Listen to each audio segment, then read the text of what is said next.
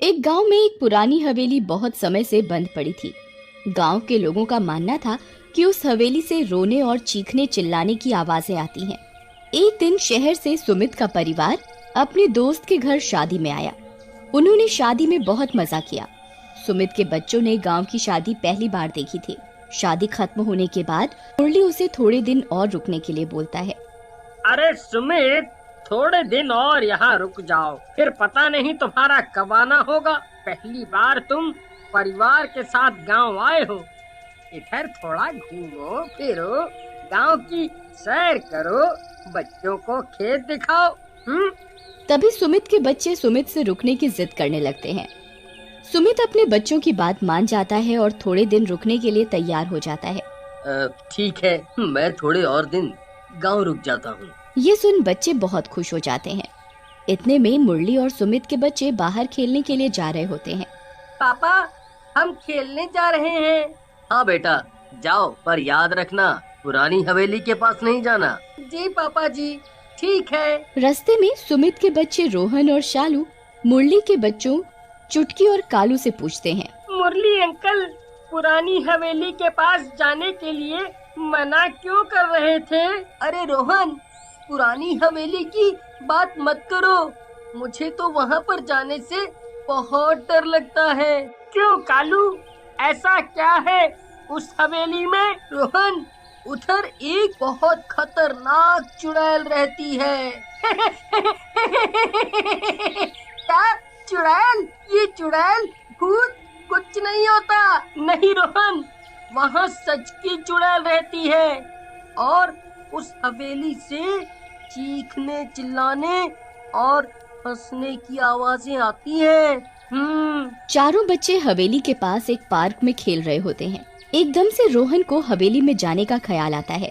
वो सोचता है आज हवेली में जाकर देखते हैं कि ऐसा उसमें क्या है, आखिर कौन चीखता है इस हवेली के अंदर। चलो कालू, चुटकी और शालू, आज इस हवेली में जाकर देखा जाए कि इसमें अंदर कौन रहता है।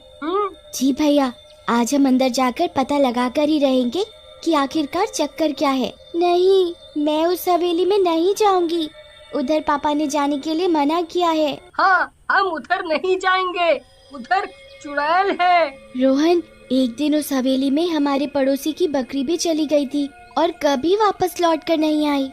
तुम्हारे पड़ोसियों की बकरी इधर तक कैसे पहुँची? एक दिन वो अपनी बकरियों को खेत से चराकर घर की तरफ जा रहा था, तभी उसकी एक बकरी हवेली के अंदर भाग गई। उसने उसे पकड़ने की बहुत कोशिश की, पर वो नहीं पकड़ पाया और बकरी अंदर चली गई और कभी वापस लौट कर नहीं आई। मुझे तो आज इस हवेली के अंदर जाकर देखना ही है कि आखिर इसमें रहता कौन है।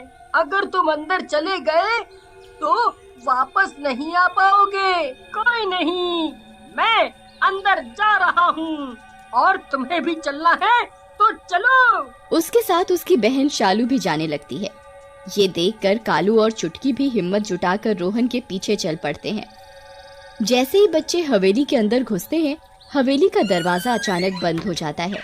बच्चे बहुत बुरी तरीके से डर जाते हैं। रोहन जोर से चिल्लाता हुआ, कौन कौन है? कौन है? कौन है? पर उधर कोई नहीं था और बच्चे उस अंधेरी डरावनी हवेली में फंस जाते हैं। वो गेट खोलने की कोशिश करते हैं पर गेट नहीं खुलता। मैंने तुम्हें हवेली के अंदर आने के लिए मना किया था, तुमने मेरी बात नहीं मानी और देखो, हम हवेली के अंदर फंस गए। भैया, अब हम भी और लोगों की तरह बाहर नहीं जा पाएंगे। हमें ये चुड़ैल अंदर अपने पास ही रखेगी और मार देगी। तभी हवेली में अचानक जोर से हंसने की आवाज आती है।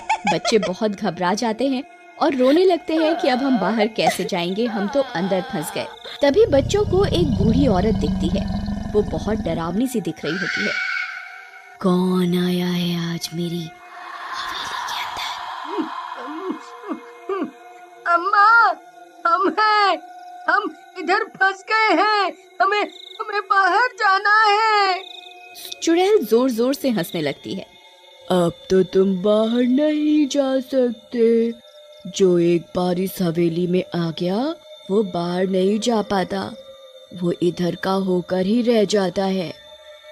अम्मा, हमें जाने दो, हम सारे गलती से इस हवेली के अंदर आ गए हैं और ये रोहन और शालू तो हमारे घर छुट्टियां मनाने आए हैं। नहीं, मैं तुम चारों में से किसी को कहीं नहीं जाने दूंगी।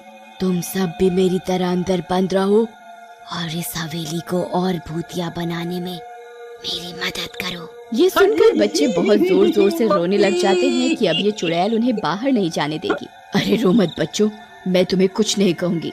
इतने में ही चुड़ैल का बेटा गोलू हवेली में हवा में घूम रहा होता है। अरे भैया देखो, ये हवा में कौन बच्चा घूम रहा है। ये देख शालू, चुटकी, रोहन और कालू के पीछे छुपकर खड़ी हो जाती है।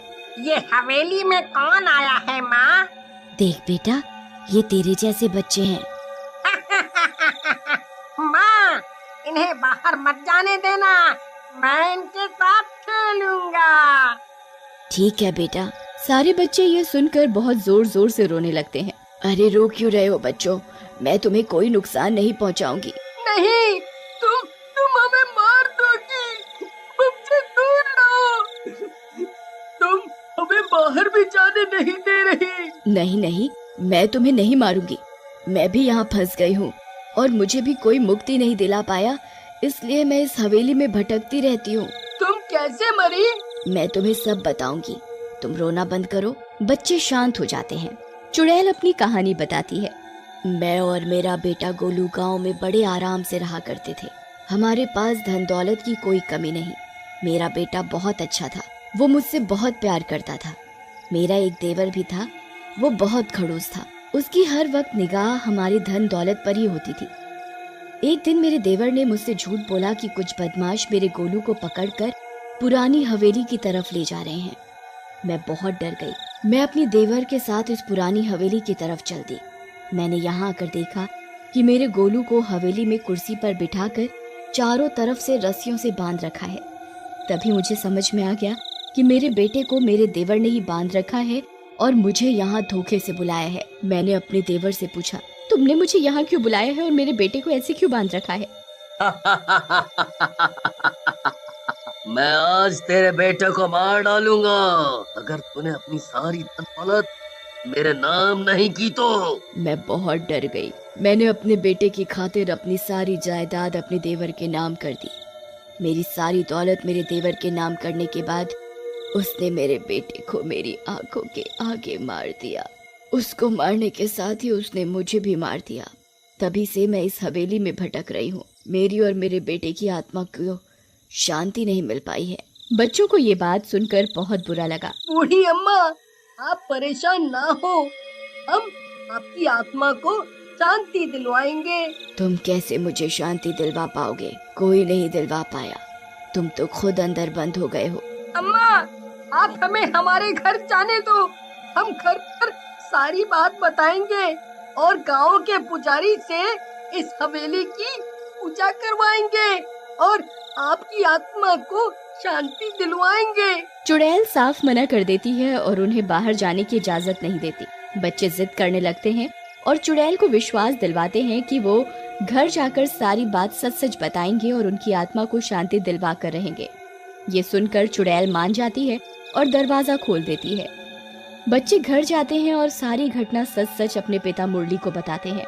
मुरली सारी बात सुनकर बहुत हैरान हो जाता है। तुम्हें मैंने मना किया था ना उधर जाने के लिए, तुम उधर क्यों गए? अंकल, मैं इन्हें जिद करके ले गया था। मुझे लगा ये भूत चुड़ैल कुछ नहीं होता। पापा, मैंने रोहन को बहुत मना किया था, पर रोहन माना नहीं और हवेली के अंदर चला गया। उसे बचाने के लिए मुझे और चुटकी को भी अंदर जाना पड़ा। अंकल, ये सारी मेरी गलती है, मेरे चक्कर में ही ये सब हुआ। मैं और शालू जिद कर रहे थे अंदर जाने की। जी अंकल, हमें माफ कर दो। मुरली पहले तो बहुत गुस्सा होता है, फिर वो बच्चों की बात मानकर गांव में पुजारी के पास जाता है और उसे सारी बात बताता है। साथ ही वो उसे हवेली की पूजा और चुड़ैल की आत्मा की शांति की पूजा करने को भी बोलता है। पुजारी मुरली की बात मान जाता है और अगले दिन ही मुरली, सुमित और उसका परिवार हवेली की पूजा करते हैं। चुड़ैल और उसके बेटे की आत्मा को शांति मिल जाती है